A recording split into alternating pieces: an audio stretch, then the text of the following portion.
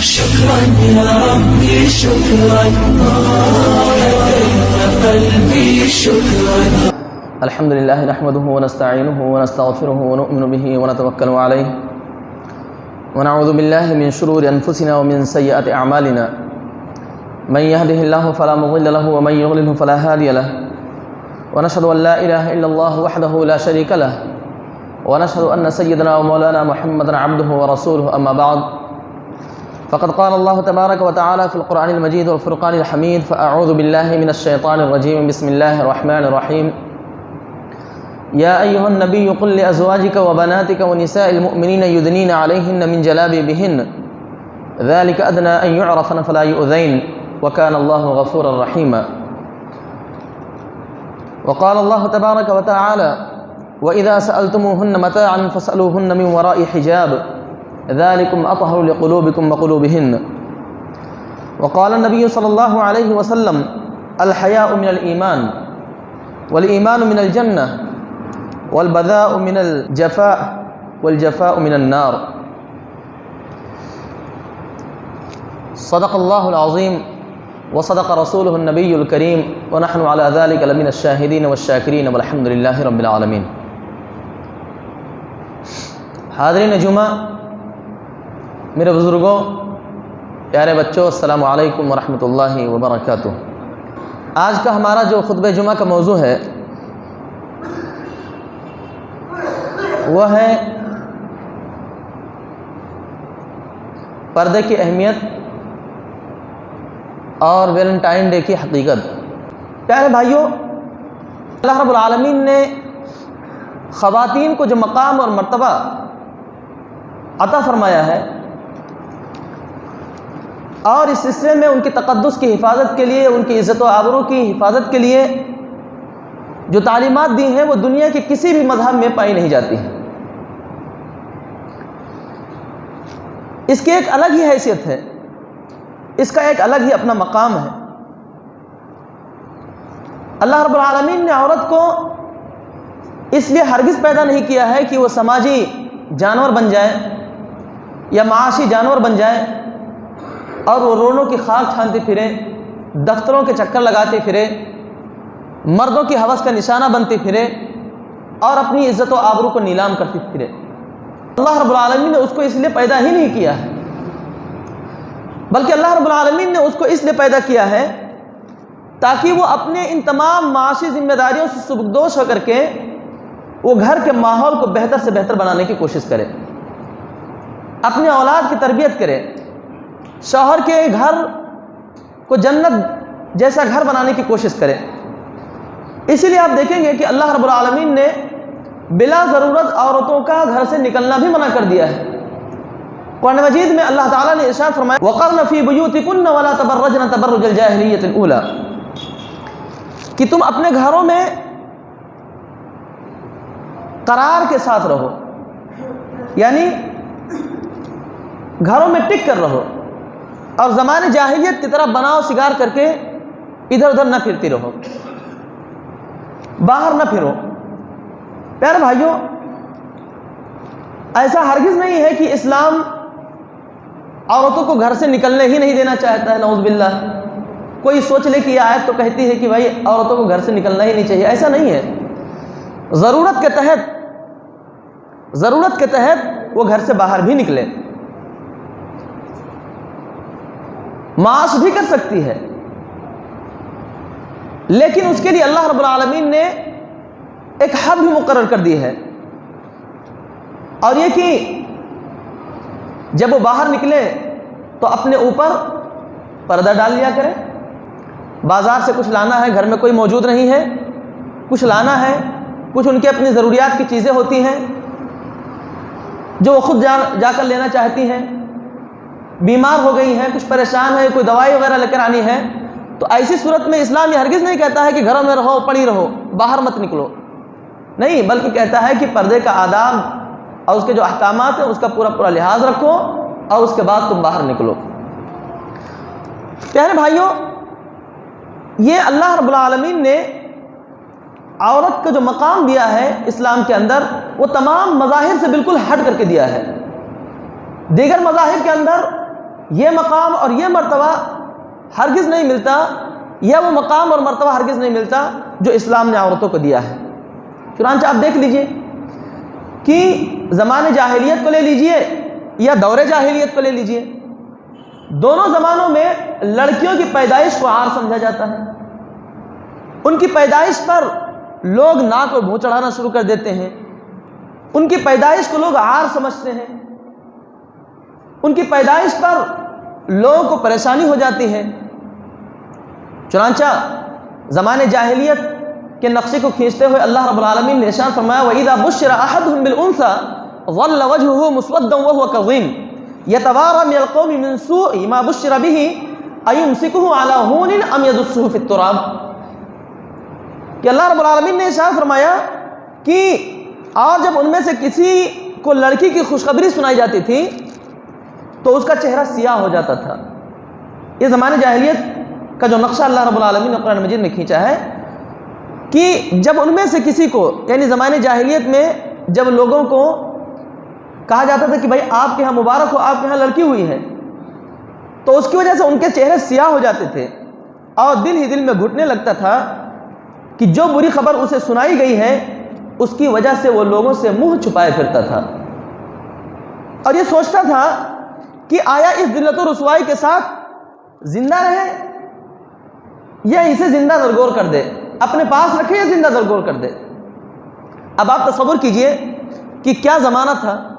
کہ لڑکی کا پیدا ہونا یہ گویا بہت بڑی شرمندگی کا باعث ہے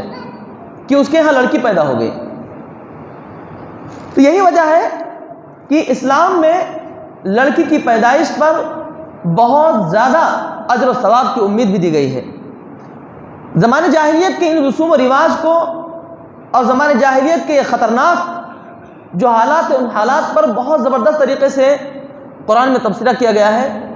امام بغوی رحمۃ اللہ علیہ فرماتے ہیں کہ زمانے جاہلیت میں کسی کے یہاں لڑکی پیدا ہوتی تھی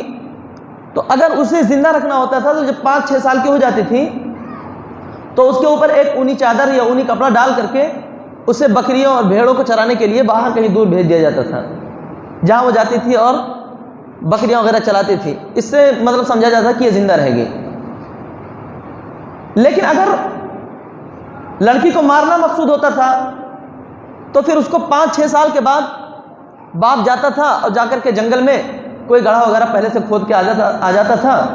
اور آنے کے بعد اس کی والدہ سے کہتا تھا کہ لڑکی کو تیار کرو اور اس کے بعد میں اس کو اس کے نانی کے یہاں لے کر جاتا ہوں، اور پھر وہ جاتا تھا اور لڑکی سے کہتا تھا بیٹا اس میں دیکھو گڑھے میں، اب وہ جیسے گڑھے میں دیکھتی تھی ویسے اس کو دھکا دے دیتا تھا۔ اس طرح کے واقعات خود نبی کریم صلی اللہ علیہ وسلم کے سامنے لوگوں نے آ کر کے بیان کیے۔ ایک صحابی آ کر کے بیان کرتے ہیں اللہ کے نبی صلی اللہ علیہ وسلم مجھ سے بہت بڑی غلطی ہو گئی ہے، کیا اللہ رب العالمین مجھے معاف فرما دے گا؟ اللہ کے نبی صلی اللہ علیہ وسلم کہتے ہیں کہ کون سی تم سے غلطی ہوئی ہے؟ وہ کہتے ہیں اللہ کے نبی صلی اللہ علیہ وسلم میں زمانے جاہلیت میں میرے پاس 8 لڑکیاں تھیں، میں نے 8 لڑکیوں کو زندہ درگور کر دیا۔ 8 لڑکیاں۔ قیس بن عدی کے بارے میں آتا ہے کہ وہ آ کر اللہ کے نبی صلی اللہ علیہ وسلم کے سامنے جب انہوں نے اپنا واقعہ سنایا تو اللہ کے نبی صلی اللہ علیہ وسلم نے 3 مرتبہ ان سے یہ واقعہ سنا اور رونے لگے، اس قدر روئے کہ آپ کی داڑھی مبارک تر ہو گئی۔ اس کے بعد اللہ کے نبی صلی اللہ علیہ وسلم نے فرمایا تھا کہ جو ان بچوں کی وجہ سے آزمایا جائے، جو 2 بچوں کی پرورش میں اور ان کی تربیت کی وجہ سے آزمایا جائے تو اس کے لیے جنت ہے اور جنت میں ہم دونوں اس طرح سے رہیں گے۔ تو پیارے بھائیوں، کہنے کا مطلب یہ ہے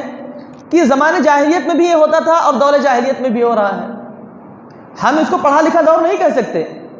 کہ جہاں پر لوگ اتنے تنگ نظر ہوں کہ بچیوں کی پیدائش پر، ان کی پیدائش پر لوگوں کو ملول محسوس ہو، لوگ چہرہ بنا لیں، لوگوں کو پریشانی لاحق ہونے لگے، لوگ افسوس کرنے لگے، تو یہ دور جاہلیت ہے۔ یہ کوئی بھلے سے وہ جدید ٹیکنالوجی میں، سائنس میں اور دیگر چیزوں میں بہت زیادہ ترقی کر گئے ہوں، یہ اور بات ہے، لیکن اخلاقی طور پر یہ ان کی پستی کا سب سے بڑا ثبوت ہے۔ آج بھی آپ دیکھ لو، ہندوستان میں اگر ہم دیکھ لیں تو ہندوستان کے مختلف مقامات پر، راجستھان وغیرہ میں آج بھی یہ حال ہے کہ وہاں پر مائیں کیا کرتی ہیں، جب لڑکیوں کو مارنا ہوتا ہے تو ان کے ناک پہ ریت کی پوٹلی رکھ دیتی ہیں۔ ریت کی پوٹلی رکھ دیتی ہیں تاکہ جب وہ سانس لے گی تو وہ ریت کے ذرات اس کے ناک میں جائیں گے اور آہستہ آہستہ اس کا دم گھٹنا شروع ہو جائے گا اور اس طرح سے وہ مر جائے گی۔ لڑکیوں کو مارنا ہوتا ہے تو آج بھی ہندوستانی سماج میں یہ ہوتا ہے کہ ان لڑکیوں کے اوپر تکیہ رکھ دیا جاتا ہے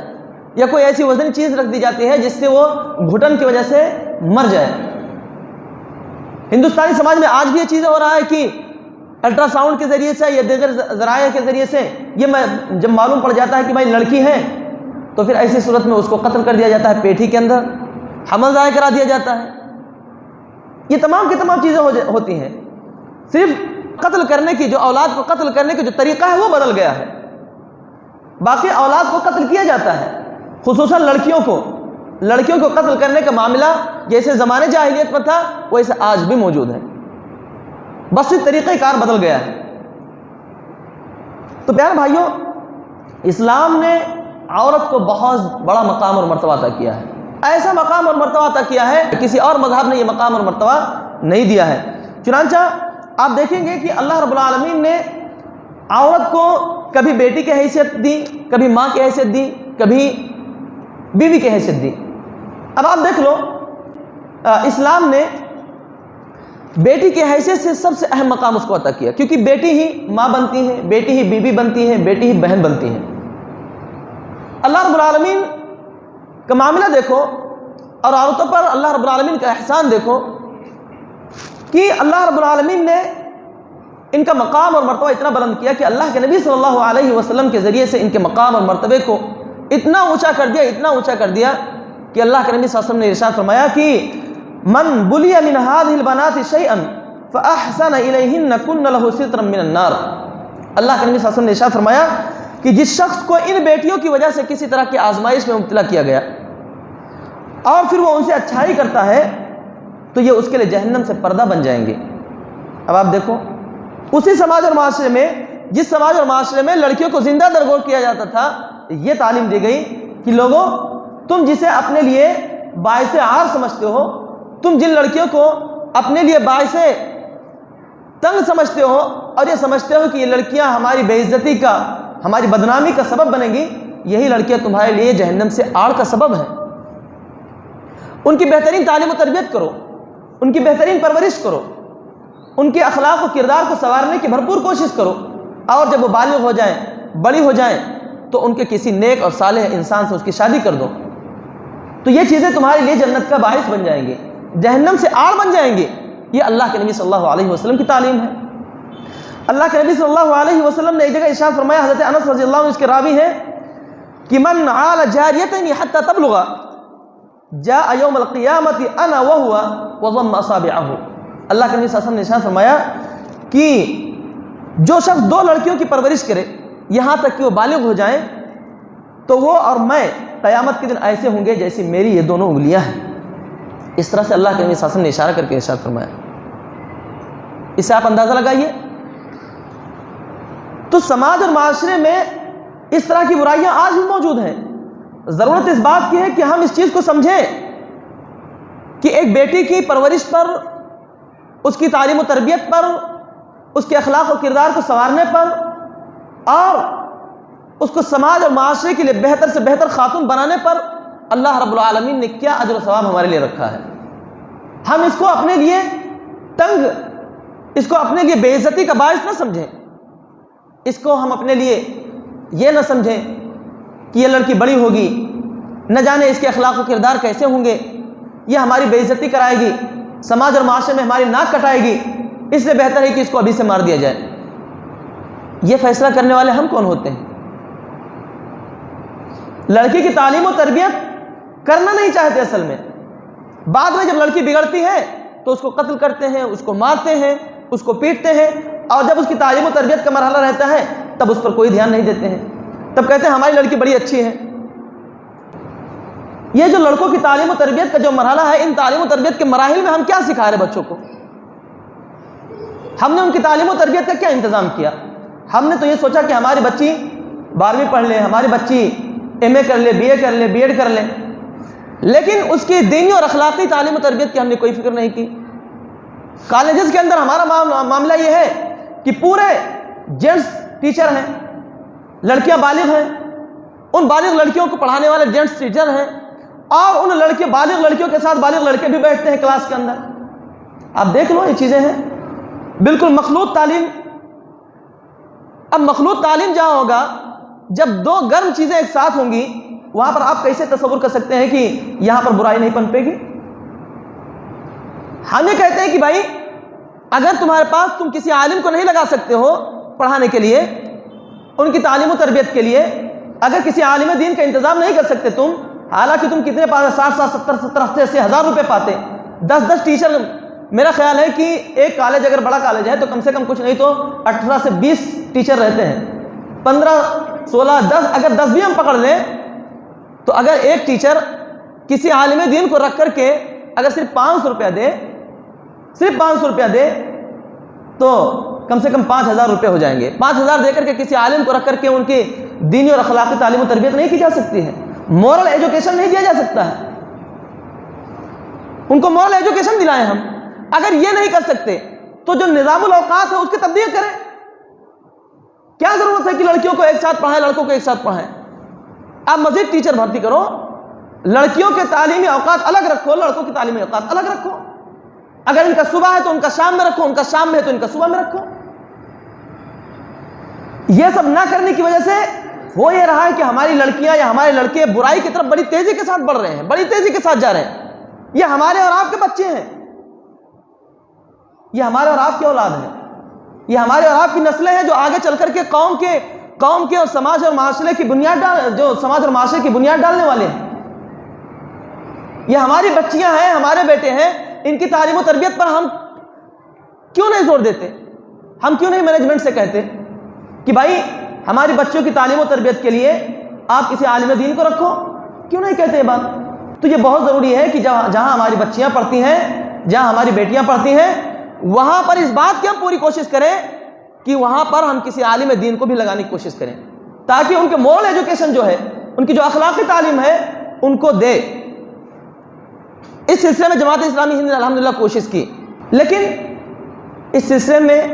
نہ تو مینجمنٹ کی طرف سے کوئی پہل ہے اور نہ ہمارے اور آپ کی طرف سے کوئی ایسی پہل ہوتی ہے، نہ ہمارے اندر اس چیز کا احساس ہے کہ واقعی یہ چیزیں بہت ضروری ہیں، کیونکہ حالات بڑی تیزی کے ساتھ خراب ہو رہے ہیں، اور ان حالات میں ہماری بیٹیاں اور ہماری بچیاں بڑی تیزی کے ساتھ بگڑتی بھی جا رہی ہیں. یہ مت سمجھو کہ ہماری بچی حجاب پہن کر کے جا رہی ہے، ہماری بیٹی تو نقاب پہن کے جا رہی ہے. نہیں، نقاب پہن لینا، حجاب پہن لینا یہ کمال کی بات نہیں ہے. کتنی ایسی حجاب والی لڑکیاں ہیں جو حجاب پہن کر کے اپنے بوائے فرینڈ کے ساتھ ملنے پہنچ جاتی ہیں. کتنی ایسی لڑکیاں ہیں، ہماری بیٹیاں ہیں، ہماری بہنیں ہیں، جو ریسٹورینٹ میں ادھر ادھر جا کر کے لڑکوں سے ملاقاتیں کرتی ہیں، حجاب بھی پہنے رہتی ہیں. تو پیارے بھائی، یہ بہت ضروری ہے کہ ہم اپنی اولاد کی تربیت کے تعلق سے بہت زیادہ اپنے اندر احساس پیدا کریں. اولاد کی تربیت پر، خاص طور پر لڑکیوں کے تعلق سے جو تصور پایا جاتا ہے، اس تصور کو غلط قرار دیا اور کہا کہ اپنی لڑکیوں کی تعلیم اور تربیت پر، ان کی صلاحیت کو نکھارنے پر پوری کوشش کرو اور ان کو بہتر سے بہتر بنانے کی کوشش کرو. قیامت کے دن میں اور وہ دونوں اس طرح سے ہوں گے. پیارے بھائیوں، اسی طرح سے اگر عورت ماں کی حیثیت رکھتی ہے تو ماں کا مقام اور مرتبہ ہم جانتے ہیں کہ اسلام کے اندر کیا رکھا ہے. اللہ رب العالمین نے کہا وَلَا تَقُلْ لَهُمَا أُفٍّ وَلَا تَنْهَرْهُمَا وَقُلْ لَهُمَا قَوْلًا كَرِيمًا، کہ ان کے سامنے نہ انہیں جھڑکو نہ انہیں اف تک کہو، ان کے ساتھ نرمی سے بات کرو، ان کے سامنے جھک جاؤ. یہ تعلیم و تربیت ہے کہ اگر ماں ہے تو اللہ کے نبی صلی اللہ علیہ وسلم سے ایک صحابی آ کر پوچھتے ہیں اللہ کے نبی صلی اللہ علیہ وسلم ہمارے خدمت کا سب سے زیادہ مستحق کون ہے، اچھے سلوک کا سب سے زیادہ مستحق کون ہے؟ تو اللہ کے نبی صلی اللہ علیہ وسلم نے ارشاد فرمایا تمہاری ماں. پھر پوچھا پھر کون؟ کہا تمہاری ماں. کہا پھر کون؟ کہا تمہاری ماں. کہا پھر کون؟ کہا تمہارے والد. یہ مقام اور مرتبہ اللہ رب العالمین نے ایک ماں کی حیثیت سے دیا ہے. اگر بیوی کی حیثیت ہے تو اللہ کے نبی صلی اللہ علیہ وسلم نے اس سلسلے میں ارشاد فرمایا کہ خیرکم خیرکم لأہلی وانا خیرکم لأہلی، کہ تم میں بہترین شخص وہ ہے جو اپنے اہل کے ساتھ بہتر ہو اور میں تم میں سب سے زیادہ بہتر ہوں اپنے اہل کے لحاظ سے. یعنی میں تم میں سے سب سے زیادہ بہتر ہوں اپنے اہل و عیال کے ساتھ.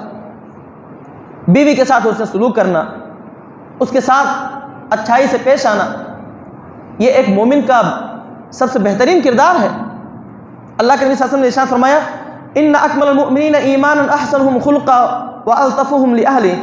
کہ کامل ترین مومن وہ ہے جو اخلاق میں اچھا ہو اور اپنے اہل و عیال کے لیے نرم خو ہو۔ بہت سارے لوگ ایسے ہوتے ہیں نمازوں کی پابندی کرتے ہیں، روزے بھی رکھتے ہیں، صدقہ و خیرات بھی کرتے ہیں، تو لوگ سمجھتے ہیں کہ بڑا نیک ہے، حالانکہ اس کا معاملہ اس کی بیوی کے ساتھ بہت ہی خراب ہوتا ہے، بہت ہی خراب ہوتا ہے۔ دیکھیں نیکی نماز پڑھ لینے سے نہیں ہوتا کہ آدمی نیک بن گیا، نماز جب پڑھ رہا ہے تو اس کے اخلاق پر بھی اس کے اثر انداز بھی ہونا چاہیے نا۔ تو آدمی کی نیکی اس چیز میں نہیں ہے کہ نماز پڑھ رہا ہے، بلکہ نیکی یہ ہے کہ آدمی اپنے اہل و عیال کے ساتھ کیسا ہے۔ نماز تو اللہ نے اس پر فرض کیا ہے، اس کو پڑھنا ہی پڑھنا ہے، اور نماز کا معاملہ یہ ہے کہ وہ برائیوں سے، بے حیائیوں سے روکتی ہے۔ تو وہ کیسی اس کی نماز ہے جو اس کو اس کی بیوی بچوں کے ساتھ حسن سلوک کرنے سے روک رہی ہے، ان کو مارتا ہے، ان کو پیٹتا ہے، یا ان کے ساتھ برا سلوک کرتا ہے، ان کو ان کے والدین کے گھروں پر بٹھا دیتا ہے، معمولی بات پر کئی سال تک ان کو اپنے والدین کے گھروں پر چھوڑ دیتا ہے۔ تو پیارے بھائیوں، بیوی کے ساتھ اچھا سلوک کرنا یہ اللہ کے نبی صلی اللہ علیہ وسلم نے سکھایا ہے کہ ہر شخص، ہر مومن مرد اپنے اہل و عیال کے ساتھ، خصوصاً بیوی کے ساتھ بہت ہی اچھے سے پیش آئے۔ تھوڑی دیر کے لیے کسی کے سامنے جا کر کے مسکرانا، ہنسنا، بات کرنا اور بتا دینا کہ ہم بہت اچھے سے رہتے ہیں، ہماری ازدواجی زندگی بڑی اچھی اور بڑی اچھے طریقے سے گزر رہی ہے، یہ کمال کی بات نہیں ہے، یہ تو ایکٹنگ ہے۔ لوگ ایکٹنگ بھی کرتے لوگوں کو بتانے کے لیے کہ ہماری ازدواجی زندگی جو ہے بڑے اچھے سے گزر رہی ہے، حالانکہ اندرون خانہ کیا ہوتا ہے بس اللہ ہی کو معلوم۔ تو یہ بہت ضروری ہے بھائیوں کہ اگر بیٹی کی حیثیت سے ہے، ماں کی حیثیت سے ہے، بیوی کی حیثیت سے ہے، تو ایسے تمام صورتوں میں اللہ رب العالمین نے جو اس کے حقوق ہم پر عائد کیے ہیں ان حقوق کو ہم پورا کریں۔ پیارے بھائیوں، آپ دیکھیں جو سماج، معاشرہ یا اسلامی معاشرہ جو ہوتا ہے اس میں ایک تقسیم کار ہے مرد اور عورت کے درمیان، کہ اللہ رب العالمین نے مرد کو یہ ذمہ داری دی ہے کہ تم گھر کے باہر کام کرو گے، تم گھر کے باہر کے جتنے بھی کام ہیں اس ذمہ داری کو تمہارے کندھوں پر اللہ نے ڈالا ہے، اور گھر کے اندر کے جو معاملات ہیں اس کو اللہ رب العالمین نے عورت کے ذمہ ڈالا ہے۔ ذمہ ڈالنے کا مطلب یہ ہے کہ اس پر فورس نہیں کیا جائے گا، اس کو زبردستی نہیں کی جائے گی کہ تم یہ کام کرو ہی۔ گھر کے کام کو اچھے طریقے سے نبھائیں، بچوں کی تعلیم و تربیت کریں، اس کے بچے کو، شوہر کے بچے کو دودھ پلائیں، یہ تمام کی تمام چیزیں یہ اس کی اخلاقی ذمہ داریاں ہیں۔ اس کے لیے اس کو مارا نہیں جائے گا، اس کو پیٹا نہیں جائے گا، اس کو فورس نہیں کیا جائے گا۔ لیکن اگر وہ یہ کام کرتی ہے کہ شوہر کے والدین کی خدمت کر دیتی ہے، اگر وہ شوہر کے اولاد کی تعلیم و تربیت کرتی ہے، ان کے بچوں کو دودھ پلا دیتی ہے، تو یہ اس کی اخلاقی ذمہ داری ہے۔ قرآن اور حدیث میں یہ ذمہ داری کہیں نہیں ڈالی گئی ہے کہ جب تم بیوی لے کر کے آؤ تو وہ تمہاری بھی خدمت کرے، تمہاری بیوی تمہارے ماں باپ کی بھی خدمت کرے، یہ ضروری نہیں ہے۔ لیکن یہ چیزیں سماج اور معاشرے میں غلط سمجھی جاتی ہیں۔ یہ عورت کے بااخلاق ہونے کی طرف اشارہ کرتی ہے کہ ایک عورت جب آئے تو وہ آ کر کے شوہر کی بھی خدمت کرے، اس کے والدین کی بھی خدمت کر لے، اس کے بچوں کے ساتھ حسن سلوک کا معاملہ کریں۔ یہ تمام کی تمام چیزیں یہ اس کے بلند اخلاق ہونے کا باعث ہے۔ سمجھا جاتا ہے کہ عورت با اخلاق ہے، اس کی تعلیم و تربیت اچھی ہوئی ہے، لیکن اگر وہ ایسا نہ کرے، کسی چیز کا مطالبہ کرے کہ بھائی میں الگ رہنا چاہتی ہوں تمہارے ماں باپ سے، میں تمہارے بچے کو دودھ نہیں پلا سکتی، تو ایسی صورت میں اس کو فورس نہیں کیا جائے گا، یا اس کو طلاق دینے کی دھمکی نہیں دی جائے گی، یا اس کو مار پیٹ کر اس کے والدین کے گھر نہیں بھیجا جائے گا، کیونکہ یہ جو معاش کی جو ذمہ داری ہے اللہ رب العالمین نے مرد کے کندھے پر ڈالی ہے، اور یہ اس کی ذمہ داری ہے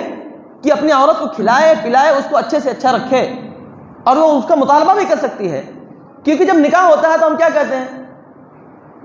جو دولہا جب قبول کرتا ہے، ایجاب و قبول ہوتی تو اس کو کیا کہتا ہے کہ میں علاوہ نان نفقے کے اس کو اتنے مہر پر قبول کرتا ہوں۔ علاوہ نان نفقے میں کیا ہے؟ علاوہ نان نفقے میں یہی چیزیں تو ہیں کہ اس کی کفالت اٹھانی ہے، اس کے کھانے کا معاملہ ہے، اس کے پینے کا معاملہ ہے، اس کے پہننے اور اوڑھنے کا معاملہ ہے، اس کے بنا اور سنگار کا معاملہ ہے، تو جتنی بھی چیزیں ہیں یہ شوہر کے ذمے ہیں کہ اس کو لا کر کے دے۔ اب عورت اگر اس کے ساتھ اچھا سلوک کرتی ہے، بہتر طریقے سے اس کے گھر میں رہتی ہے تو یہ بہتر بات ہے، اچھی بات ہے۔ لیکن اگر وہ ایسا نہیں کرتی ہے، وہ الگ رہنا چاہتی ہے، گھر والوں سے الگ رہنا چاہتی ہے، وہ کہتی ہے میں دودھ نہیں پلاؤں گی تمہارے بچے کو، تو اس چیز میں لڑائی جھگڑا کرنے کی یا بہت زیادہ پریشان ہونے کی یا گھر کے ماحول کو بگاڑنے کی بھی ضرورت نہیں ہے۔ عام تصور جو بنا ہوا ہے وہ یہی بنا ہوا ہے کہ ہم لے کر کے آتے ہیں کسی خاتون کو، کسی لڑکی کو، تو ہم یہ سمجھتے ہیں کہ اب یہ ہم ایک غلام لے کر کے آئے ہیں کہ اب وہ سب کی خدمت کرے، سب کی بات سنے، گھر میں کوئی کچھ بھی کہے وہ بس سنتی رہے، کیونکہ بھائی وہ دوسرے گھر سے آئی ہوئی ہے، ہم نے اس پر احسان کیا کہ اس کے ساتھ ہم نے شادی کر لی ہے۔ تو یہ چیزیں اسلام کے نقطۂ نظر سے بالکل غلط ہے، بالکل غلط ہے۔ تو پیارے بھائیوں، عورت کی جو ذمہ داری ہے وہ یہ کہ بھائی اخلاقی ذمہ داری ہے کہ گھر میں وہ گھر کا ماحول اچھے سے رکھیں، اولاد کی تعلیم و تربیت کریں اور اس کو بہتر سے بہتر بنانے کی کوشش کریں، کیونکہ گھر کا جو ماحول ہے یہ معاشرے کی بنیاد ہے جس پر پوری تمدن ٹکی ہوئی ہے۔ اگر گھر کا ماحول صحیح رہے گا، گھر کے بچے ٹھیک ٹھاک رہیں گے اور اولاد کی تعلیم و تربیت بہتر انداز میں ہوگی تو ظاہر سی بات ہے ایک صالح معاشرہ وجود میں آئے گا، اور اگر ایسا نہیں ہوگا تو ہم جانتے ہیں کہ پھر اس کے بعد کیسا معاشرہ وجود میں آئے گا۔ اب دیکھیں گے کہ یہ ہے اسلامی معاشرہ جہاں پر اس طرح کے اللہ رب العالمین نے حقوق دیے ہیں، اس طرح کو اللہ رب العالمین نے تقسیم کر دیا ہے کہ عورت کا دائرہ کار کیا ہے، مرد کا دائرہ کار کیا ہے، اور کس طرح سے وہ مل کر کے سماج اور معاشرے کو بڑھانے میں اور اس کو بلند سے بلند تر کرنے میں کس طرح کا کردار نبھائیں گے۔ اس کے مقابل میں ہم دیکھتے ہیں کہ ایک ایسا سماج اور معاشرہ جسے ہم مغربی معاشرہ کہتے ہیں کہ جہاں پر یہ تقسیم کار خاص طور پر مرد عورت کو تقسیم کرنا کہ ان کا دائرہ کار الگ ہے، ان کا دائرہ کار الگ ہے، اور ہر کوئی اپنے اپنے دائرے میں رہتے ہوئے کام کریں، ان چیزوں کی کوئی اہمیت نہیں رہتی ہے، کیونکہ وہاں صالح معاشرے کا تصور نہیں پایا جاتا ہے، صالح سماج کا تصور نہیں پایا جاتا ہے۔ وہاں تو یہ دیکھا جاتا ہے کہ کس طرح سے معاش آئے، کس طرح سے ہم کمائیں، کس طرح سے ہمارے پاس پیسہ آئے، کیونکہ ان کے پیش نظر تعلیم و تربیت، ان کے پیش نظر صالح معاشرہ یہ چیزیں نہیں ہوتی ہیں۔ یہی وجہ ہے کہ آپ دیکھیں گے کہ مغربی ممالک میں، یورپ اور امریکہ کے اندر یہ چیزیں بہت خطرناک طریقے سے ان کے اندر یہ چیزیں گھسی ہوئی ہیں کہ وہاں پر عورت کی کفالت کو بوجھ تصور کیا جاتا ہے، اس لیے کہ ان کو یہ چیزیں پڑھائی گئیں کہ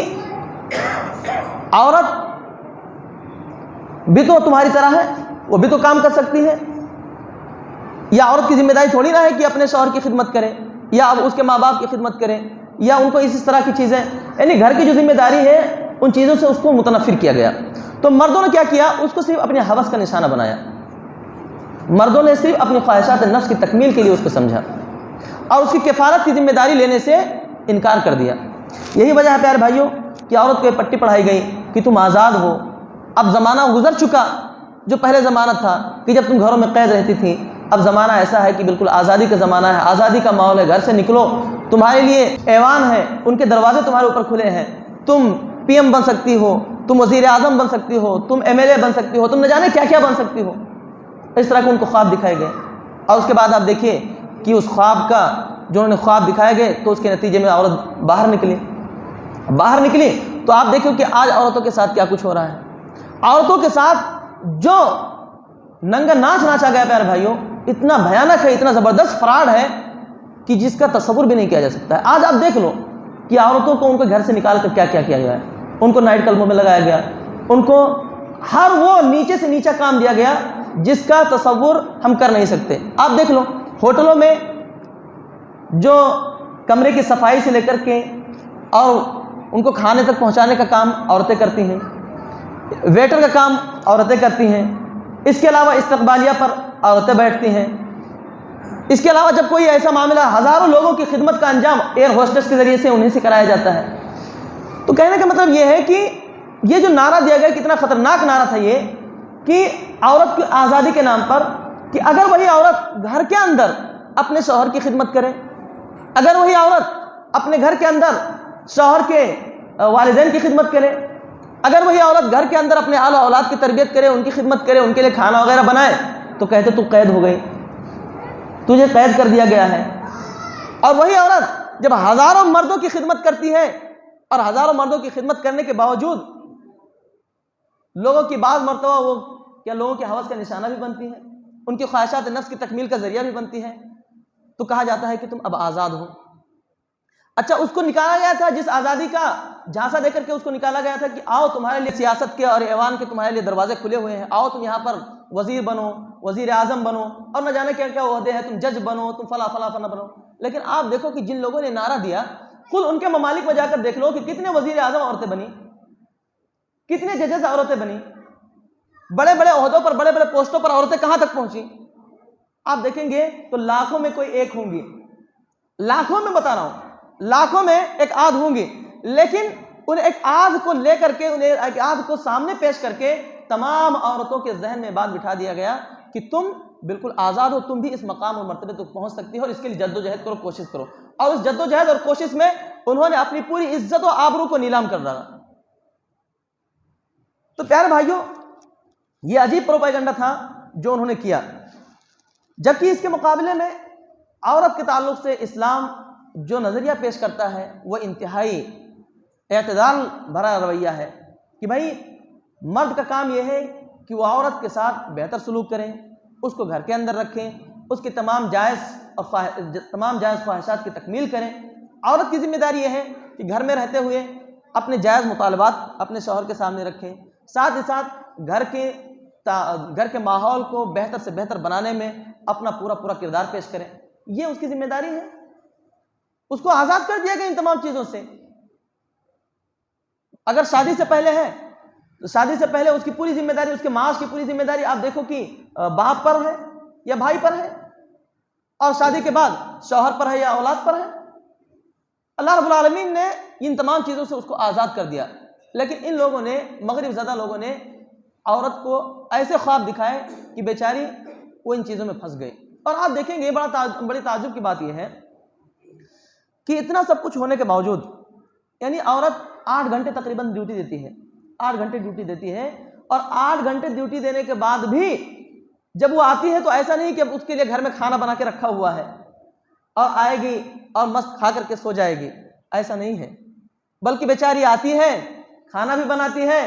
اگر آپ چھوٹے بچے ہیں تو ان کے لیے بھی انتظامات کرتی ہے، پورے کام جو گھر کے کرنے ہیں، جو پہلے کرنے تھے وہ بھی آج بھی کرنے ہیں اس کو، وہ چاہے 8 گھنٹے نہیں، چاہے 16 گھنٹے کی ڈیوٹی دے، لیکن کام جو گھر کے ہیں وہی کرنے ہیں۔ تو اسلام بھی تو وہی کہتا ہے تم کچھ بھی مت کرو باہر کے، گھر کے اندر رہو، یہ کام کرو، باقی تمہارے معاش کے جو کھانے پینے کی ذمہ داری ہے، تمہارے بناؤ سنگار کا جو معاملہ ہے، تمہاری ضروریات زندگی جو تکمیل ہے وہ تمہارا شوہر کرے گا، لیکن تم اس کو خود اپنے سر پہ مت لو۔ لیکن بیچاری عورت اس چیز کو سمجھ نہیں پاتی ہے، اور آج ہمارے اندر بھی یہ ذہن میں بیٹھا ہوا ہے کہ ہم بھی اپنی لڑکیوں کو اعلیٰ سے اعلیٰ تعلیم دلائیں گے تو وہ ماں خود کفیل بن جائے گی، خود کفیل بن جائے گی۔ ارے بھیا، اس کو خود کفیل مت بناؤ، اس کو بہترین تعلیم و تربیت کے زیور سے آراستہ کرو تاکہ وہ گھر کا ماحول بنائے، اچھی اولاد پیدا کرے، ایسی اولاد جو بہترین صالح معاشرہ اور سماج کو وجود میں لائے، ایسے لوگ ایسے بناؤ، تعلیم و تربیت دو، لیکن معاش کے لیے نہیں، خود کفیل بنانے کے لیے پہلے سے کیوں ذہن میں بنا لیے کہ پتہ نہیں کیسا لڑکا ملے گا؟ یہ بھی ذہن میں رہتا ہے کہ اس کی شادی ہوگی، پتہ نہیں کیسا لڑکا ملے گا، تو اس سے پہلے پڑھا لکھا کر کے اس کو کسی بہترین پوسٹ پہ کر دو تاکہ اگر کبھی چھوڑے اوڑے یا کچھ مسئلہ پیش آ جائے طلاق وغیرہ کا تو خود کفیل ہے، کوئی ٹینشن نہ رہے۔ پہلے سے ذہن میں رہتا ہے کہ لڑکی کو کسی طرح سے، تو یہ چیزیں بالکل غلط ہیں۔ ہم ان کی تعلیم و تربیت پر زیادہ فوکس کریں اور ان کو اس انداز میں ان کی تعلیم و تربیت کریں کہ وہ اسلامی معاشرے میں، اسلامی ماحول میں ڈھل سکیں، یہ بہت ضروری ہے۔ اسی لیے آپ دیکھیں گے کہ شرم و حیا کو اسلام کے اندر بڑی فوقیت دی گئی ہے، بڑی اہمیت دی گئی ہے۔ اسلام میں کہتا ہے کہ الحیاء لا یأتی الا بخیر، کہ حیا خیر کے سوا کچھ اور نہیں لاتا، حیا جہاں بھی ہوگا خیر ہی رہے گا۔ اللہ کے نبی صلی اللہ علیہ وسلم نے ارشاد فرمایا کہ ان لکل دین خلقا وخلق الانسان الحیاء، کہ ہر دین کی خاص عادت ہوتی ہے اور اسلام کی عادت حیا ہے۔ اسی طرح سے ایک حدیث میں اللہ کے نبی صلی اللہ علیہ وسلم نے ارشاد فرمایا کہ الحیاء والایمان قرناء جمیعا فاذا رفع احدهما رفع الاخر، کہ حیا اور ایمان دونوں ایک دوسرے کے لیے لازم اور ملزوم ہیں، ان میں سے کوئی ایک بھی اٹھ جائے تو دوسرا خود بخود اٹھ جاتا ہے۔ اسی طرح سے اللہ کے نبی صلی اللہ علیہ وسلم نے ارشاد فرمایا کہ حیا ایمان میں سے ہے، اور ایمان یعنی اہل ایمان جنت میں سے ہیں، اور بے حیائی بدی میں سے ہے، اور بدی والے جہنمی ہیں۔ تو پیارے بھائیوں، کہنے کا مطلب یہ ہے کہ شرم و حیا اس چیز کو ہم اپنی اولاد کے اندر منتقل کرنے کی کوشش کریں، ان کو باپردہ زندگی گزارنے کی کوشش کریں، ان کو بتائیں کہ پردے کی اہمیت کیا ہے۔ اگر آپ پردے سے نہیں رہیں گی، آپ کے اندر شرم و حیا نہیں ہوگی، تو اس کے برے نتائج کیا ہو سکتے ہیں۔ اسی طرح سے ابھی دیکھو، شرم و حیا کو غارت کرنے والی جو چیزیں ہیں، انہی میں سے ایک چیز ہے ویلنٹائن ڈے، جس کو ہم یوم محبت کے نام سے جانتے ہیں۔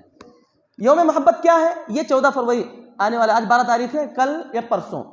یعنی آنے والے اتوار کے دن یوم محبت منایا جاتا ہے، یوم عاشقی، جس میں جو لوگ محبت کرتے ہیں، یا جو لڑکے یا لڑکیاں، جو مرد و خواتین آپس میں محبت کرتے ہیں یا دلوں میں چھپائے بیٹھے رہتے ہیں، تو اس دن اپنی محبت کا اظہار کرتے ہیں گلاب کی شکل میں، گلاب دے کر کے یا میسیجز کے ذریعے سے اپنے محبت کا اظہار کرتے ہیں۔ اگر ایکسیپٹ ہو گیا تو بڑی اچھی بات ہے، اور ایکسیپٹ نہیں ہوا تو ان کے لیے مطلب یہ بہت ہی غلط بات ہو جاتی ہے۔ تو کہنے کا مطلب یہ ہے کہ یہ ویلنٹائن ڈے کے موقع پر کسی خاتون کو روز دینے کے بجائے، گلاب دینے کے بجائے، اپنی خاتون کو، اپنی بہن کو تم حجاب دو۔ گلاب دینے کے بجائے تم حجاب دو اپنی بہنوں کو، تاکہ وہ باپردہ رہیں، وہ شریعت کی پابند بنے، ان کو سمجھ میں آئے کہ اس کی اہمیت کیا ہے۔ تو یہ بہت ضروری ہے بھائیوں کہ یہ جو ابھی یوم عاشقی کا موقع ہے، ان چیزوں میں ہم یہ چیزیں سمجھیں کہ خاص طور پر موبائل پر اپنے اولاد کو خاص طور پر اہتمام کریں کہ ان کے ہاتھوں میں زیادہ موبائل نہ دیں، ان کے SMS وغیرہ چیک کرتے رہیں۔ اسی طرح سے ہم بہت ساری چیزیں، ایسی چیزیں آ چکی ہیں جو ظاہر نہیں ہوتی، بتائی نہیں جاتی ہیں یا سمجھ میں نہیں آتی ہیں، تو ان چیزوں کو ہم جانیں۔ اور ابھی ایسے فیچرز آ چکے ہیں کہ اس کو چلڈرن موڈ پہ بھی کیا جا سکتا ہے۔ موبائل کو اگر آپ چلڈرن موڈ پہ کر دیں گے تو اس میں ایسی چیزیں نہیں آ سکتی ہیں، یا ایسی چیزیں نہیں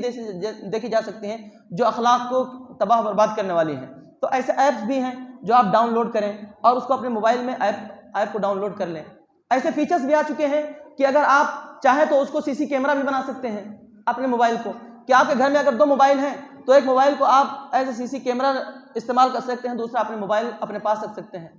آپ ایسے ایپ آ چکے ہیں کہ آپ اس کے ذریعے سے جو چاہیں گے آپ کا بچہ اوپن کر سکتا ہے، جو چاہیں گے آپ وہی اوپن کر سکتا ہے، جو چاہیں گے وہی دیکھ سکتا ہے۔ ان تمام چیزوں پر آپ کی نگاہ ہوگی، فوراً آپ کو اس کی گھنٹی بج جائے گی، آپ کو فوراً SMS آ جائے گا، آپ کو بتایا جائے گا کہ آپ کے بچہ نے اس وقت کیا اوپن کر رکھا ہے، کیا دیکھنا چاہتا ہے، وہ SMS آ جائیں گے۔ آپ اس کو بلاک کر سکتے ہیں، آپ اس کو وہاں سے ہٹا سکتے ہیں، ریموو کر سکتے ہیں، اس کو بغیر بتائے اس کے انجانے میں کام کر سکتے ہیں۔ ایسی چیزیں بھی آ سکتی ہیں۔ تو یہ چیزیں دیکھیں بڑی تیزی کے ساتھ، جدید ٹیکنالوجی بڑی تیزی کے ساتھ آگے بڑھ رہی ہے، ان چیزوں کا سیکھنا جاننا بہت ضروری ہے، اور یہ اس لیے ضروری ہے تاکہ ہم اپنے گھر کا ماحول بہتر سے بہتر بنا سکیں، اچھے اخلاق کی پرورش ہم کر سکیں، اچھے اخلاق و کردار کے ذریعے سے اپنے آل و اولاد جو نئی نسل ہے اس کی تیاری کر سکیں۔ یہ بہت ضروری ہے پیارے بھائیوں۔ تو یہ آنے والا دن ہے، اس دن خاص طور پر ہم اپنے بچوں کے پر نگاہ رکھیں اور ان کے موبائل وغیرہ بھی چیک کرتے رہیں، اور خاص طور پر اپنی بچیوں کو اس دن خاص طور پر نکلنے نہ دیں گھروں سے۔ نہ جانے وہ سہیلیوں سے ملنے جاتی ہے، سہیلیوں سے ملنے نہ جانے کس سے ملنے جا رہی ہوں۔ میں اس کو کھلے عام اس لیے کہہ رہا ہوں کہ آپ اس چیز کو سمجھیں کہ سماج اور معاشرے میں یہی ہو رہا ہے کہ گھر سے لڑکی نکلتی ہے، میں سہیلی کے پاس جا رہی ہوں، پتہ چلا وہ کسی سہیلا سے ملنے جا رہی ہے۔ تو یہ نہیں ہونا چاہیے، بالکل پابندی کے ساتھ گھر سے تبھی نکلو گی جب ضرورت ہوگی، ان پر پابندی کرو، ان پر پابندی ایسی عائد کرو کہ ان پر واچ رکھو، ان کی والدہ سے کہو کہ ان پر پوری طرح بھرپور نگاہ رکھیں، ورنہ کیا ہوگا؟ ورنہ سماج اور معاشرہ بگڑ جائے گا بھائیوں۔ سماج اور معاشرے میں بدامنی، برائی، بے حیائی پھیلے گی، اور جو سماج اور معاشرہ اسلام دینا چاہتا ہے وہ سماج اور معاشرے کو ہم ترس جائیں گے، پھر مغربی معاشرہ ہمارے اندر بڑی تیزی کے ساتھ آئے گا، اور پھر ہمارا پورا معاشرہ ڈیمیج ہو جائے گا۔ ابھی اللہ رب العالمین کا شکر ہے اور غنیمت ہے کہ ابھی اتنا ماحول خراب نہیں ہوا ہے جتنا ماحول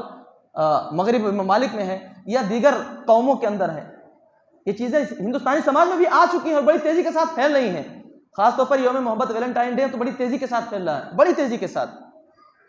تو اس لیے خاص طور پر ہم مسلمان ہیں، ہماری اور آپ کی ذمہ داری یہ ہے کہ ہم خود بھی اچھے رہیں، نیک بنیں اور نیکیوں کو فروغ دیں، اپنے آل و اولاد، اپنے گھر کی تعلیم و تربیت پر بھرپور نگاہ رکھیں، اور اس کے لیے جتنی بھی کوششیں ہو سکتی ہیں اس کو بروئے کار لانے کی کوشش کریں۔ اللہ تعالیٰ سے دعا ہے کہ اللہ تعالیٰ ہمارا آپ کو ان تمام باتوں پر عمل کی توفیق عطا فرمائے، آمین۔ السلام علیکم ورحمۃ اللہ وبرکاتہ۔ شكرا يا ربي شكرا، لديك قلبي شكرا۔